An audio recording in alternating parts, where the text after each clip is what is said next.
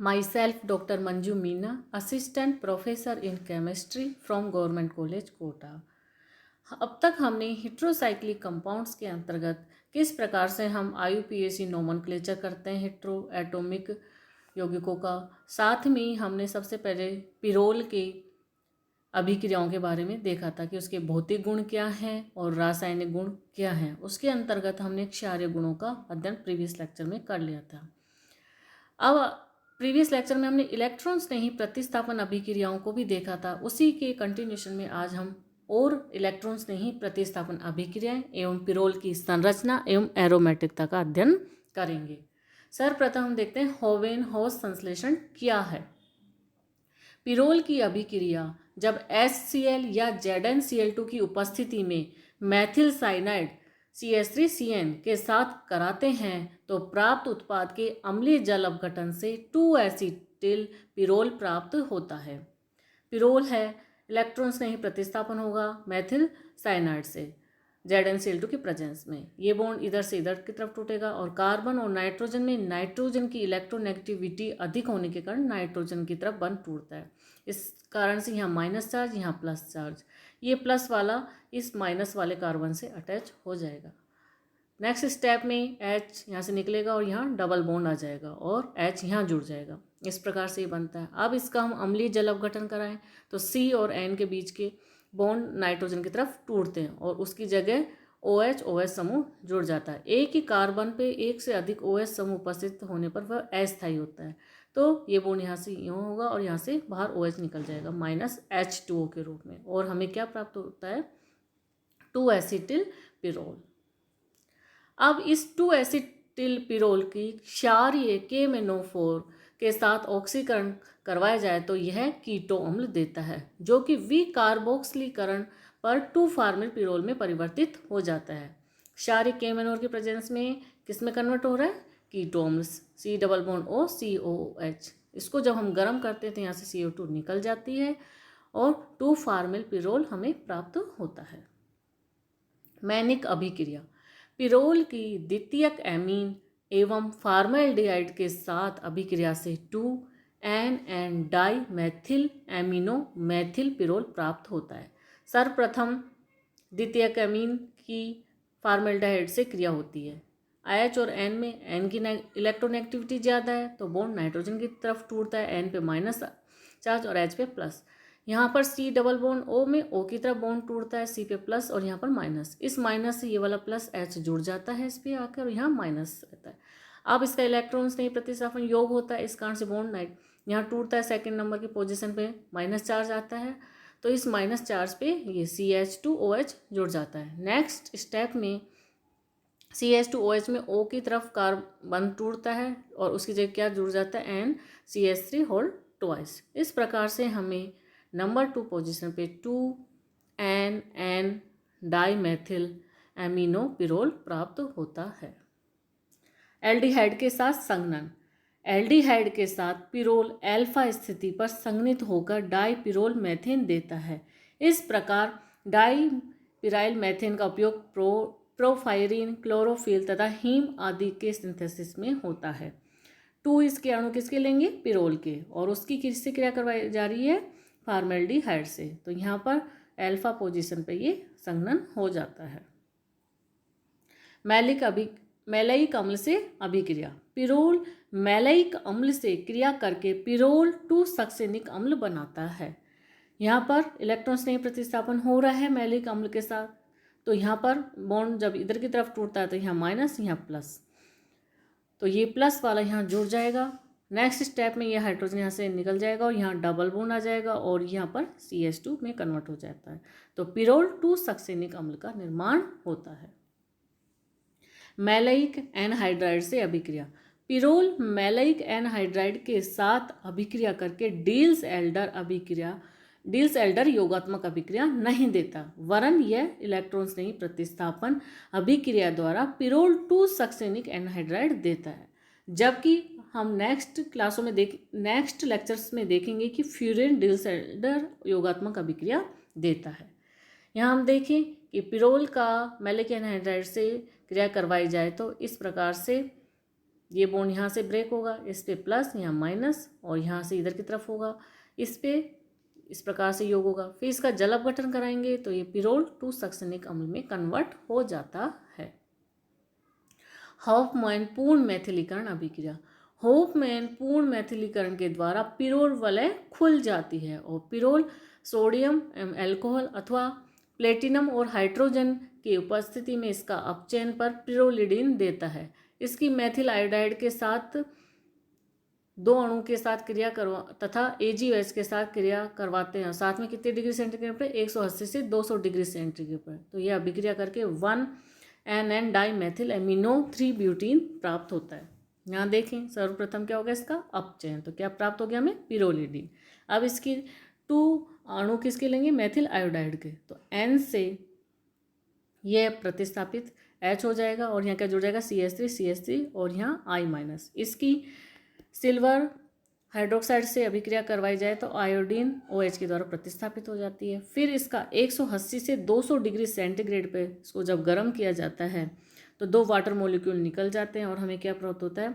1NN dimethyl 3 butene. इस प्रकार से 1,1 डाइमेथिल एमिनो 3 ब्यूटीन हमें प्राप्त होता है। अब इस प्रकार से बने हुए 1NN डाइमेथिल एमिनो 3 ब्यूटीन पुनः मैथिलीकरण एवं सिल्वर हाइड्रोक्साइड के साथ गर्म करने पर 1,3 ब्यूटाडाइन देता है।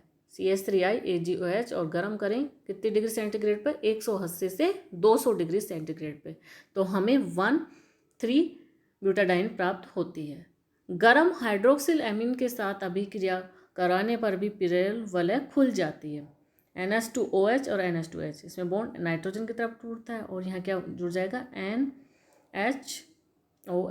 इसी प्रकार से दूसरे पे जुड़ जाएगा और यहाँ से NH3 बाहर निकल जाती है। फिर नेक्स्ट स्टेप में क्या होगा? ये बॉन्ड यहाँ शिफ्ट हो जाएगा, यहाँ आ जाएगा डबल बॉन्ड और ये वाला बॉन्ड यहाँ से टूटेगा और यहाँ से टूटेगा, तो यहाँ क्या हो जाएगा? CH2 CH, यहाँ डबल बॉन्ड NOH। इसी प्रकार से यहाँ सक्सेनैल्डिहाइड डाइऑक्सी ब्यूटेन 1,4 डाइऑक्सिन प्राप्त होता है। बेंजोइन के साथ किस प्रकार से अभिक्रिया होती है? ये वाला बॉन्ड टूटेगा और इधर से ये टूटेगा, तो यहाँ जुड़ेगा और हमें क्या प्राप्त होगा? 2-फेनिल पिरोल। इस प्रकार से बेंजोइन के साथ क्रिया करवाने पर 2-फेनिल पिरोल प्राप्त होता है। अपचयन।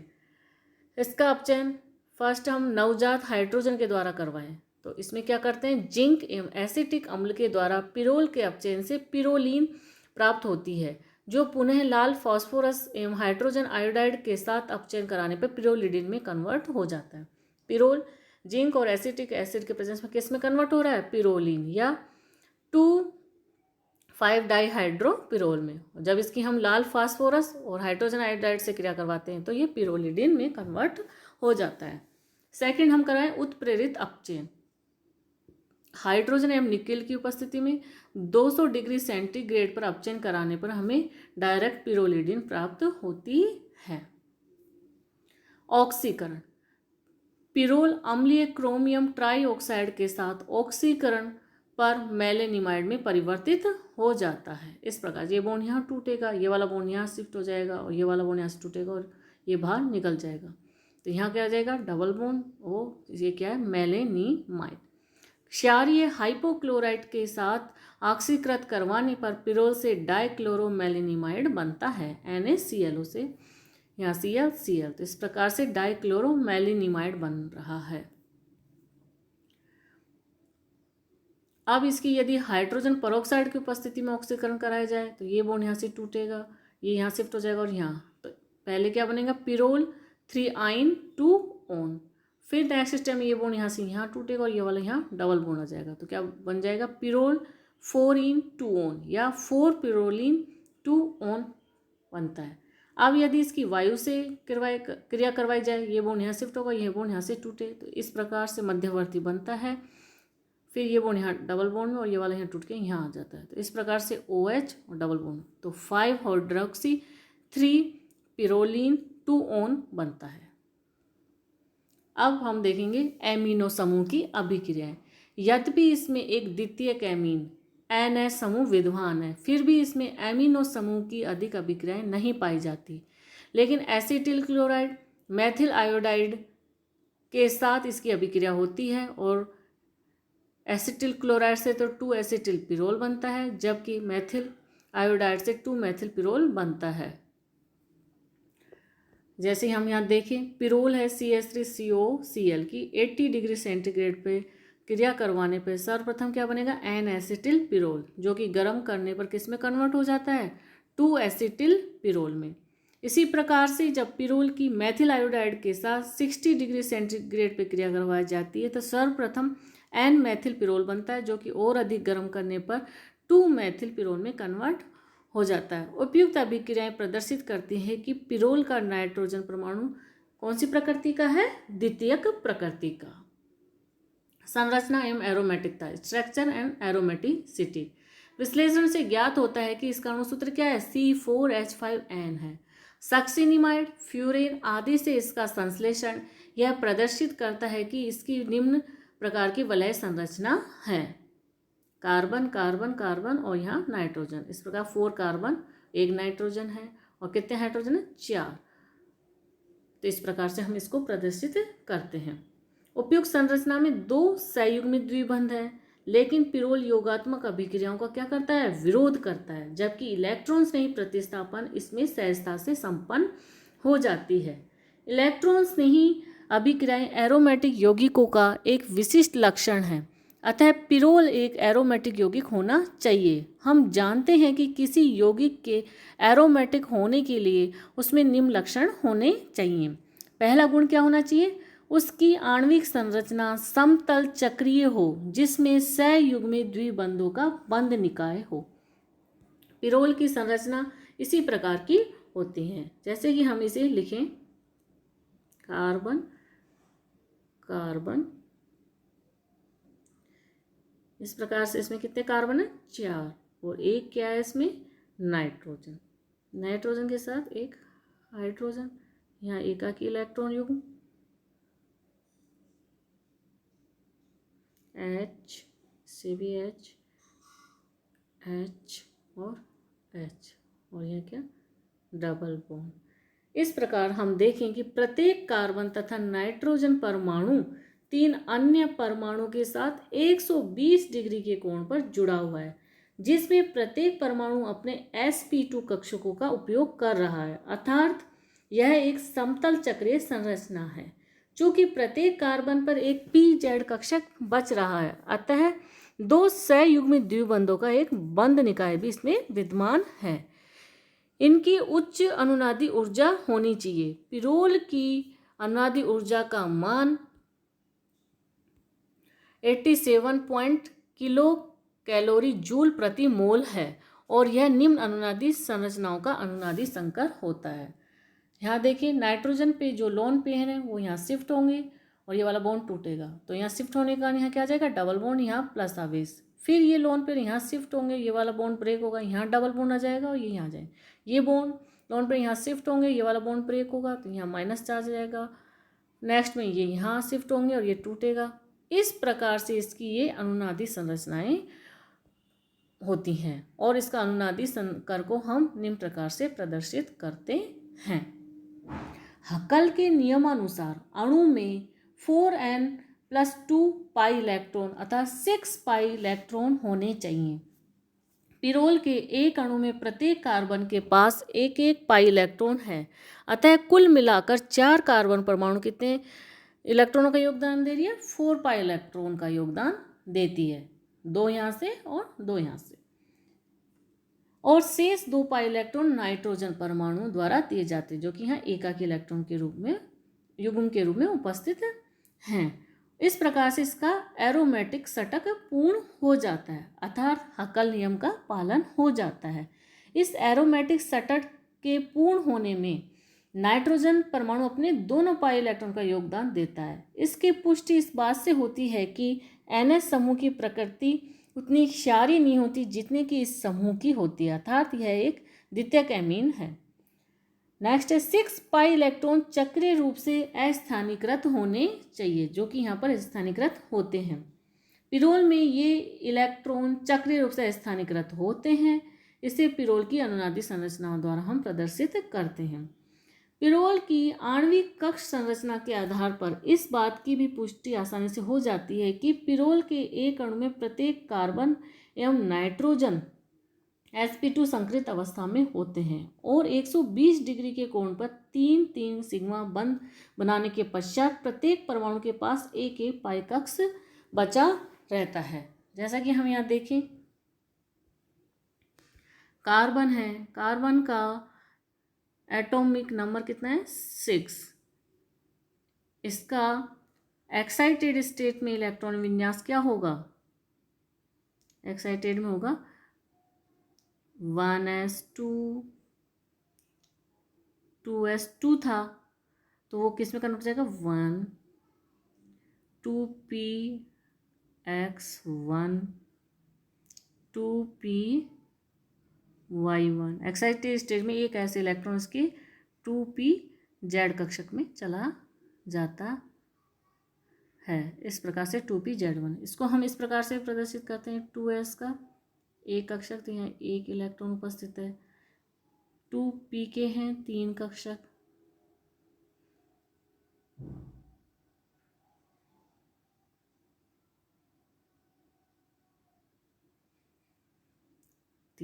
अब इसमें कौन सा संकरण हो रहा है, sp2 संकरण। इस प्रकार से तो यहाँ क्या, अब इसकी संरचना क्या हो जाएगी 1 2 3 और तीनों sp2 कक्षक में एक एक इलेक्ट्रॉन उपस्थित है और इसके एक pz कक्षक में इलेक्ट्रॉन उपस्थित है। अब हम नाइट्रोजन का देखें तो नाइट्रोजन का ग्राउंड स्टेट में क्या इलेक्ट्रॉनिक विन्यास होता है 1s2 2s2 2px1 2py1 और 2pz1। इसको हम निम्न प्रकार से प्रदर्शित कर सकते हैं, 2s में कितने इलेक्ट्रॉन है 1 और 2 और p में कितने इलेक्ट्रॉन है एक एक करके, तो 1 2 और 3। अब sp2 संकरण हो जाएगा इसमें, तो किस प्रकार से हो जाएगी इसकी संरचना, यहाँ पर